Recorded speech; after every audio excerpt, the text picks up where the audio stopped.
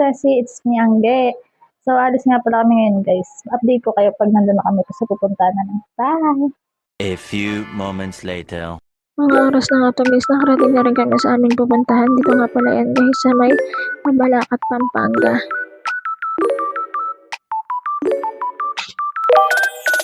So yan guys, nakain na rin muna ako dyan kasi nagugutom na rin ako. Tsaka yung kasama ko guys, siya yung nagluluto. Hindi pa rin yan kumakain guys, pero gutom na yan. So ayun guys, nakain na rin muna kami, update na rin mamaya.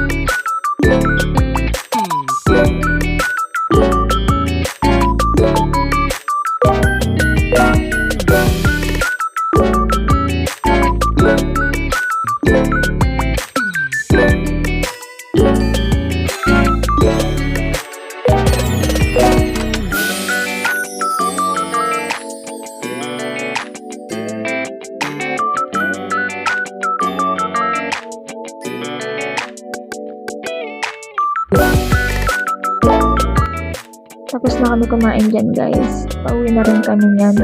Nagpatila lang din kami ng ulan kasi sobrang lakas talaga ng ulan. Makikita nyo dyan guys kung gaano kalakas talaga yung ulan.